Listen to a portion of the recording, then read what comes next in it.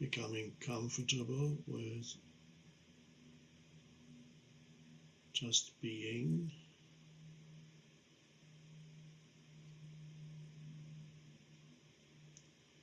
but remaining alert.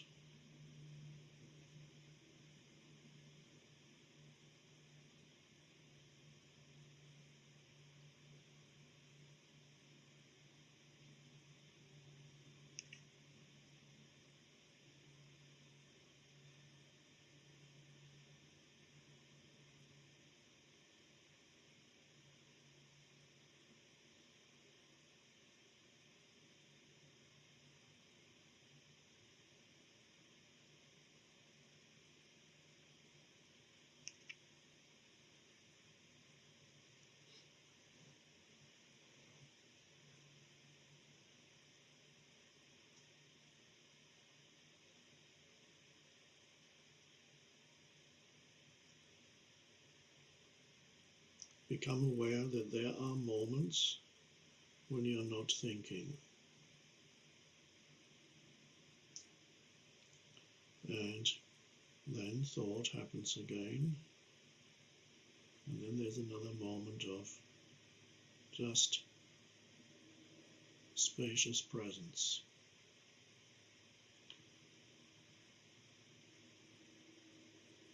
Which could arise spontaneously, or you could invite it into your life. Consciously bring more spacious presence into your life. In daily life, with a simple thing like, for example, occasionally looking up in the sky. Well, I don't see the sky here because there are trees out there, but usually there's some sky somewhere. Look up at the sky and for a moment be aware of whatever is there, whether it's clouds or clear sky or completely overcast. Just be aware of the totality of the sky, which is a vast spaciousness, without calling it anything in your mind, just looking at the sky during the day.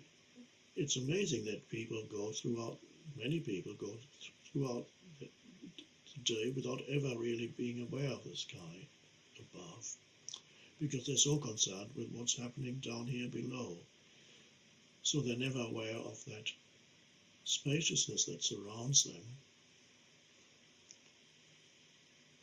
So just looking at the sky brings about a moment of spaciousness and an interruption in the flow or the stream of thinking,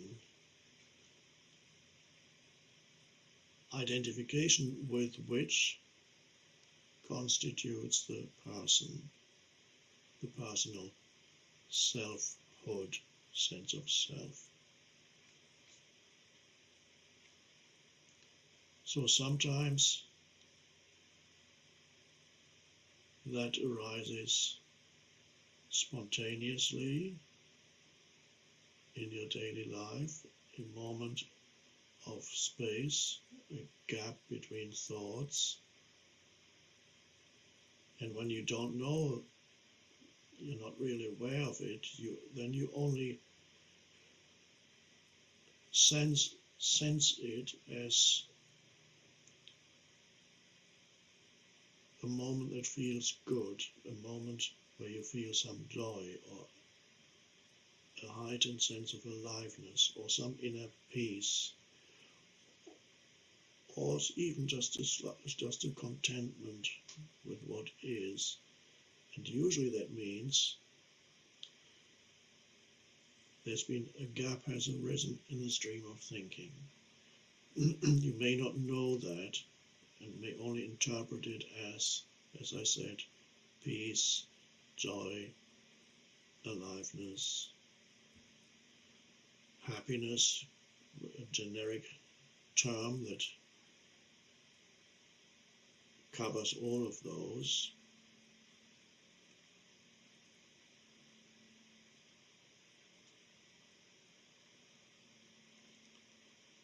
And when you become conscious of it, when it arises spontaneously, then it can deepen and you can be in it for longer. You can be in the timeless dimension for longer.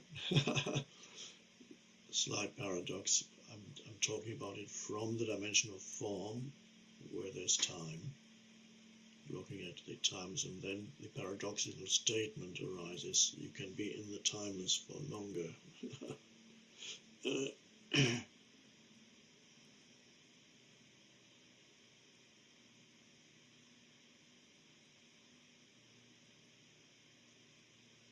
I've told the story before. Some of you may know it. When I lived in London and travelled on the underground or the tube or the subway every day, there were a couple of stations where there was a usually more than usually wide gap between the train and the platform. So when the train arrived at the platform, the doors opened and the recorded announcement would say, "Mind the gap," and repeat again and again, "Mind the gap, mind the gap."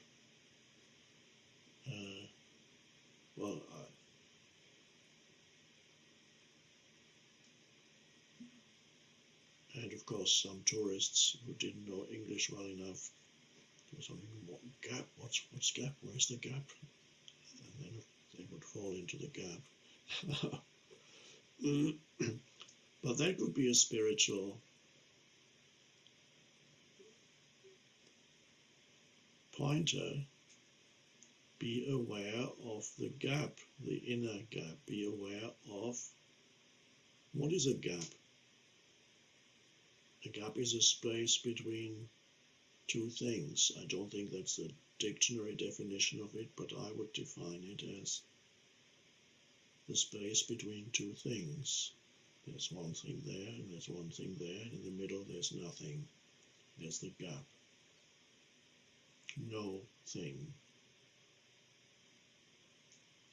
So finding the gap inside you between two thoughts.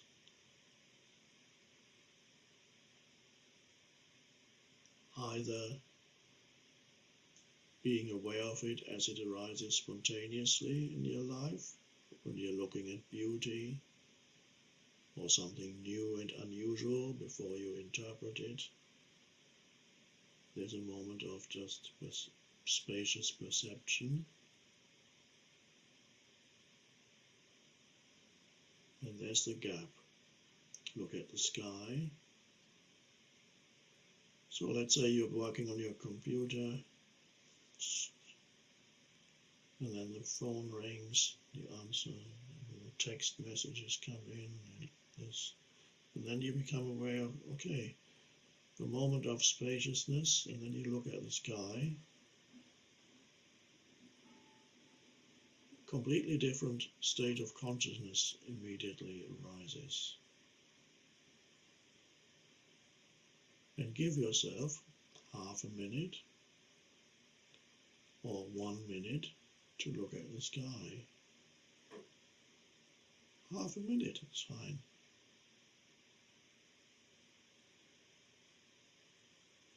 It's not that long. It brings about a gap when the stream of thinking subsides. And this is the most important thing you can do, if you even want to call it doing, because it frees you from being here only as the person, and you become aware that there is another dimension to who you are, which is the traditionally called the spiritual dimension, The spirit dimension is not elsewhere, it's a dimension within you.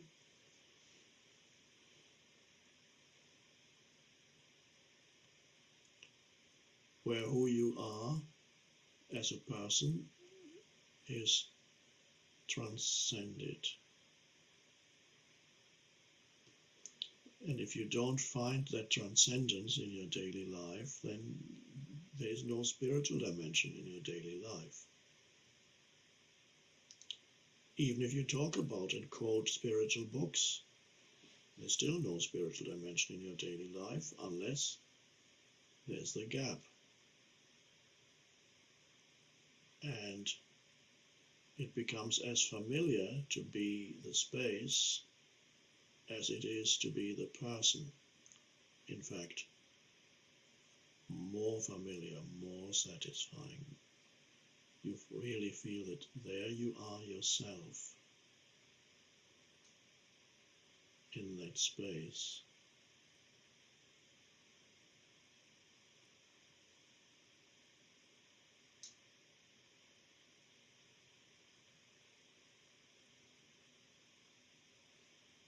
Of course, there are other ways in which you can invite that gap, that space into your life, apart from looking at the sky. Anything natural you look at can be helpful and bring about the gap. The tree.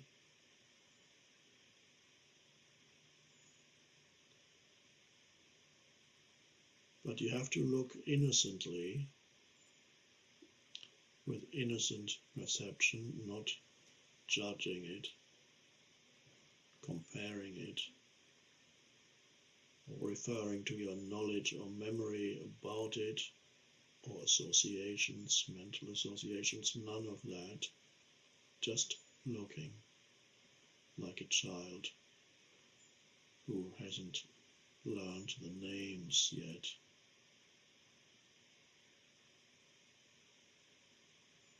So you can either look at one thing and sense the spaciousness behind the perception, the peace, or you can look at the totality of whatever surrounds you, whether it's the room, or you look out of the window, or if you're outside, just take in the totality of your surroundings, no matter where you are. You could be in a mansion or in a prison cell. It works in the same way. And then you become aware of, yes, there's all these perceptions, but there's also a sense of spaciousness behind them, peace. And when you access that dimension, whether you live in a mansion or a prison cell, still, of course, makes a difference in your life, but it's no longer of absolute importance, that's how I put it. It is of relative importance. Before you have access to that dimension, whatever happens in your life is of absolute importance. It absorbs you completely, it determines your happiness or unhappiness.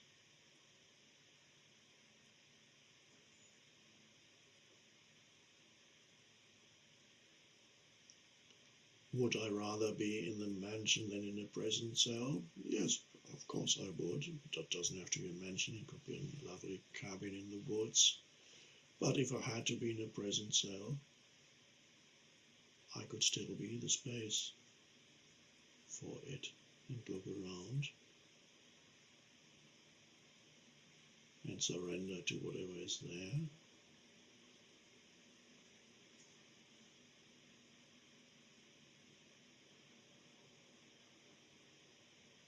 So just looking around you is another way of, if you don't name it, of being the space rather than being the person.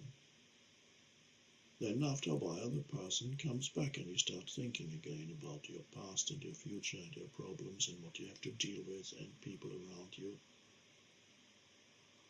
But imagine living all your life with nothing but that, thinking about things you have to deal with, the people around you, the situation, and liking it and disliking it, and reacting to it, and your inner state depending on whatever happens to be happening around you, and whether a person close to you is nice or not nice. Terrible. At the mercy of whatever happens. A little thing falls and you go, you're upset. And never really happy anywhere. It's always something missing. And then figuring out in your mind how you can become happy. Never getting there. Because you haven't found who you are beyond the person. Having moments of insight while you meditate in formal meditation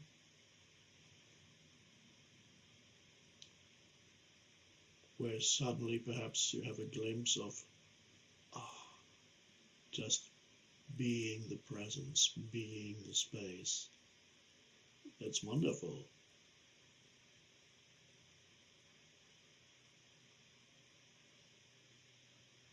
But it needs to translate into everyday life.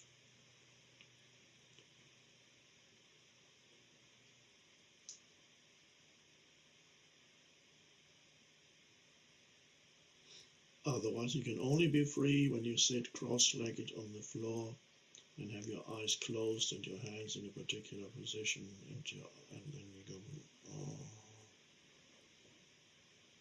oh. And then you open your eyes again, and it's time to get up, and immediately you're flooded with mental stuff, stream of things. So you just meditated, had to, what do you have to do now? It has to. So therefore I say it is more important, if you have formal meditation, it can be a wonderful help. Even more important it is to have spacious moments throughout the day so that you become liberated from your attachment to the person, your complete identification with the person,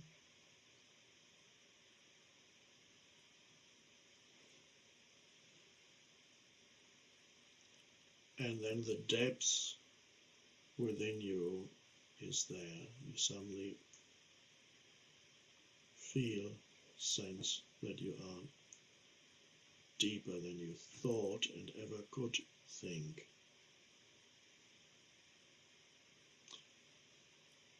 Because in that spacious presence where you are the unconditioned consciousness that is not confined to this body, that is where you are connected with the one universal consciousness, and it merges with the one universal consciousness.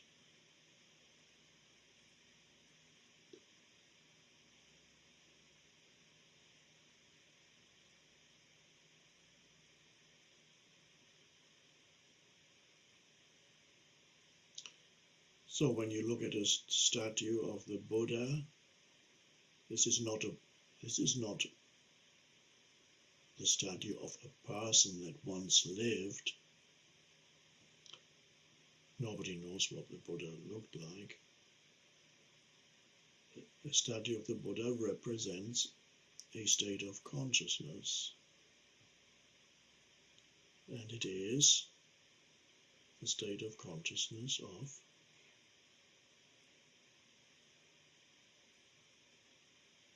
being the presence, transcending the person.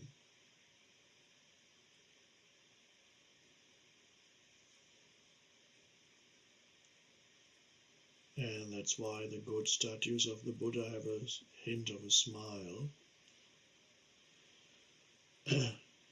because that is where true peace is found, alive peace. And so the Buddha goes like freedom from the person.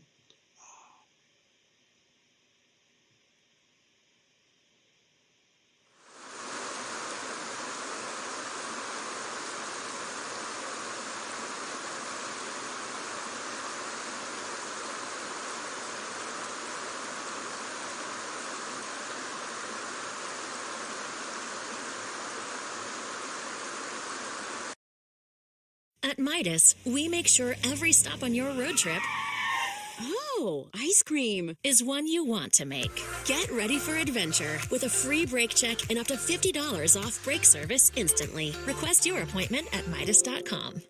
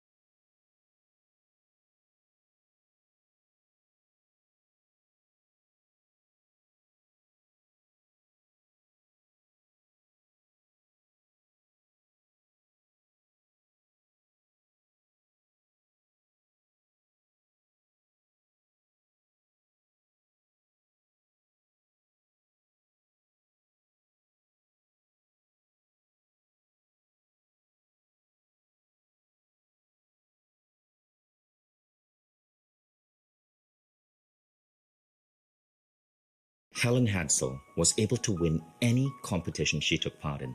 She was known as the contest queen because she... So whatever it is, realize that the primary factor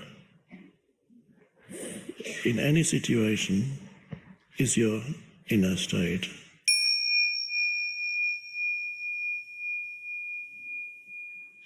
So there are quite a few people who are joining us from other parts of the planet. I don't know where they are, I think it's over there. Now all of you here, luckily, have escaped the polar vortex. Especially if you're from places like Chicago, you'll be very grateful to be here. However, if you are in Chicago or similar places, be grateful that you're experiencing a one-in-a-lifetime weather phenomenon, but don't forget to dress up warm enough when you go out. Be grateful for whatever your experience of this moment is, and if you cannot be grateful, at least allow it to be, because it already is. You might as well. Now, if you did this little thing, it sounds very little, and it is very little, allowing your experience of this moment to be the way it is, just this little thing would remove, well, it's hard to put it in percentage terms, let's say 95% of the suffering from your life. I don't know about the rest, the 5%, we'll get to that sometime. That would already remove a gigantic chunk of unhappiness in whatever form. Unhappiness is the most generic term one could use. The Buddha called it suffering.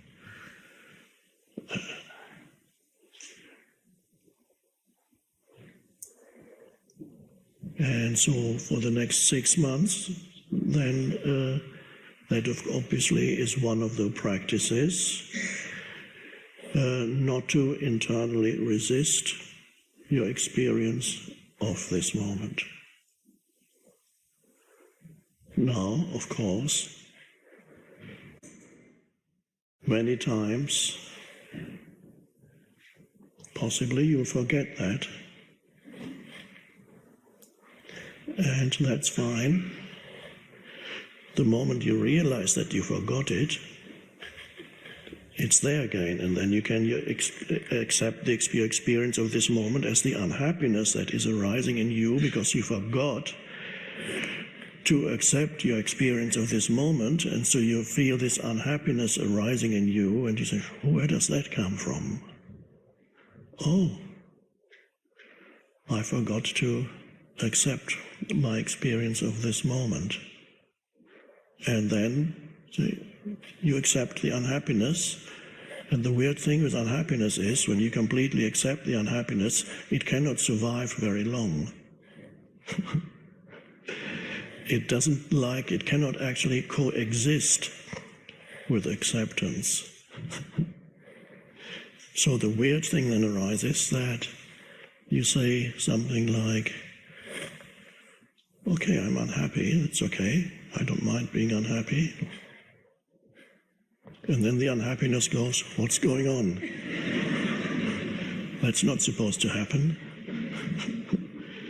The unhappiness cannot survive for very long with the acceptance, even the acceptance of unhappiness, not indulging in unhappiness, but the acceptance. Now, the acceptance of unhappiness, it presupposes that there's an awareness there that knows that you're unhappy. Now, that might sound like something very natural, but it isn't, because the most unhappy people, and there are still millions, and of course they have reasons for being unhappy, yes. And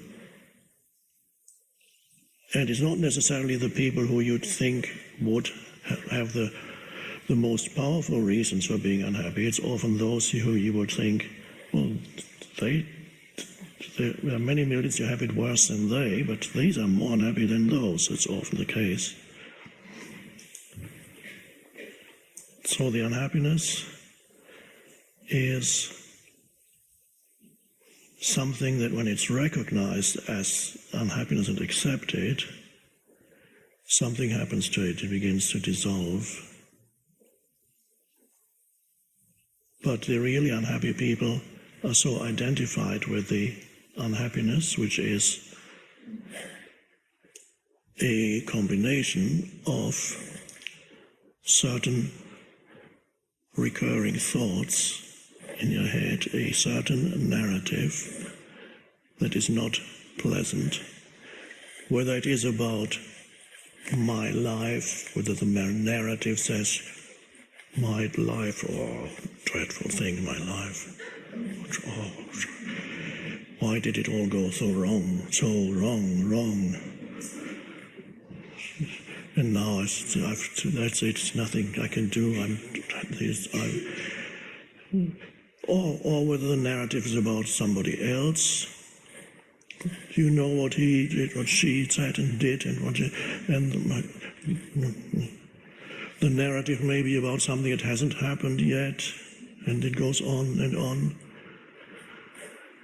or something that happened in the distant past, or not so distant past. So there's a narrative, and then there are emotions that are a reflection of the narrative. The narrative is thoughts, certain types of thoughts. Certain thoughts that have a certain frequency, and then that awakens the emotional frequency, because the body thinks the narrative in your mind is reality, that is the reality that you're experiencing. So the body reacts with an emotion.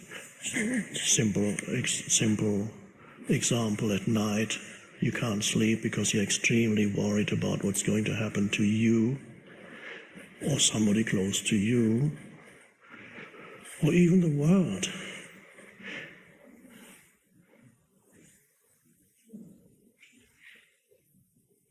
And it all sounds very critical. There's a crisis in your head, not outside. Outside your head there's a pillow, and there's a blanket, or even something big and fluffy and soft, down, duvet, and there's no unhappiness there. And if you look around the bedroom also, where's the unhappiness?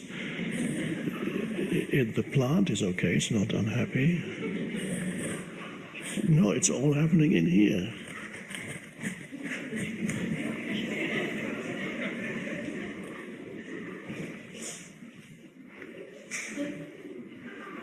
And the body says that is the critical reality that you inhabit.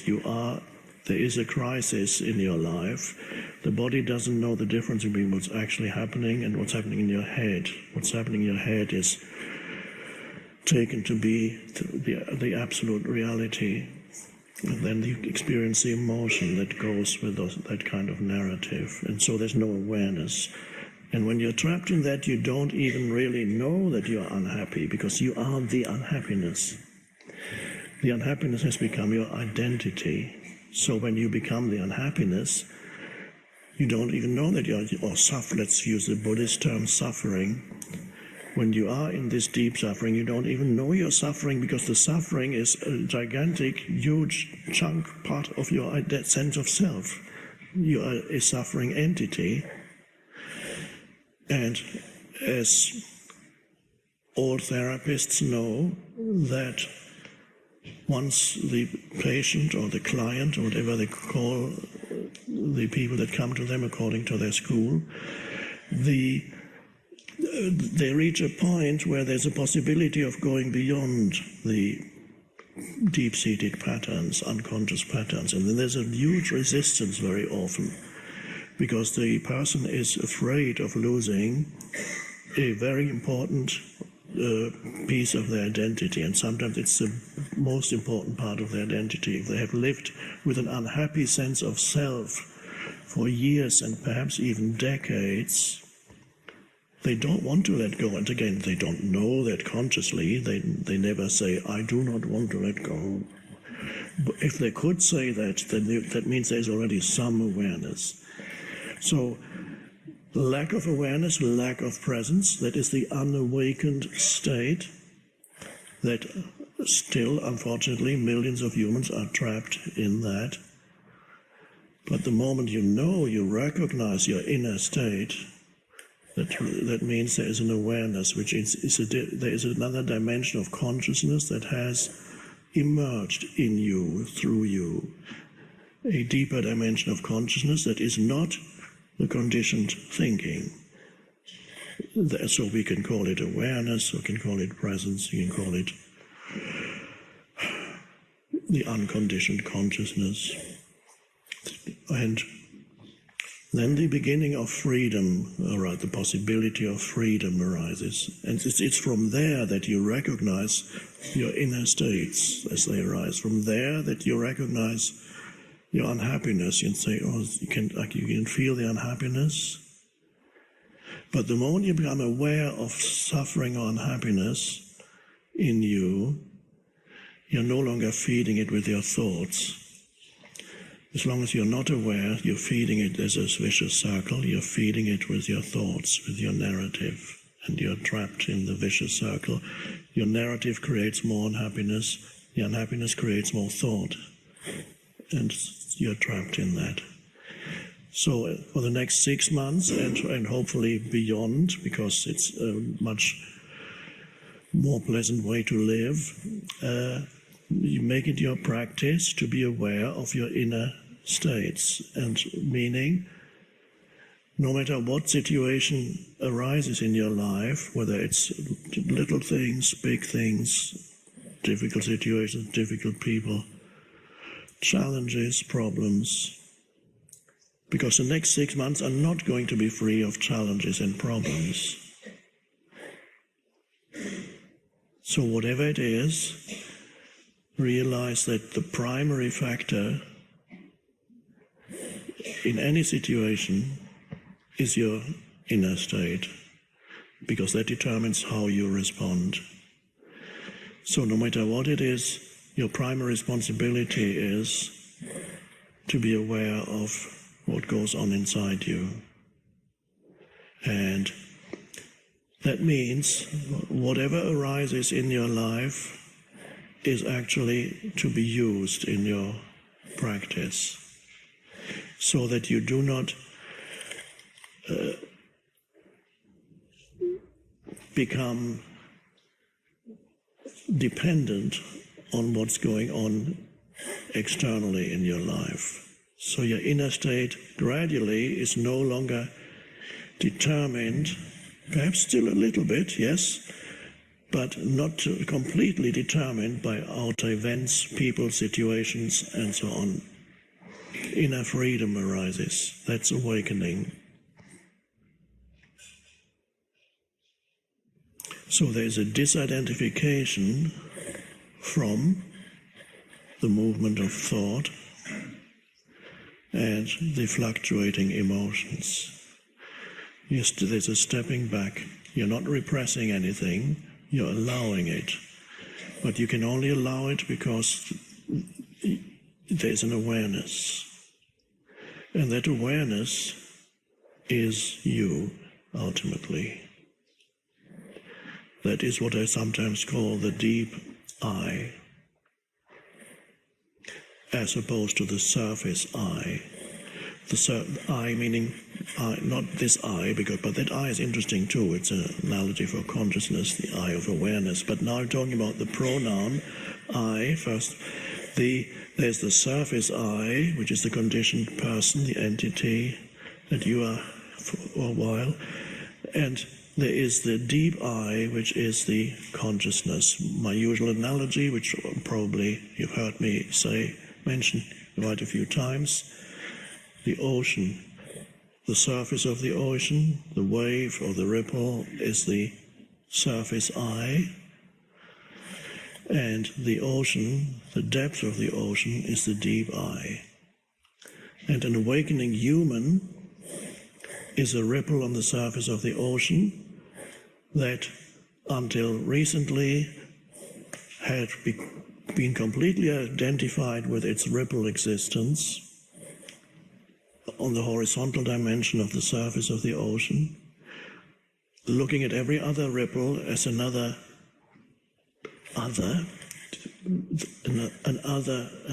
ripple, not me, it's another, and always you have to be very careful with the others. And the ego actually likes the others to be as other as possible. And then the little ripple begins to realize that there's a depth. The moment it stops thinking about its ripple existence, and that there's a thinking subsides, and something else remains, something else that is very deep, has no form, is just a presence, if we can even call it anything, a presence.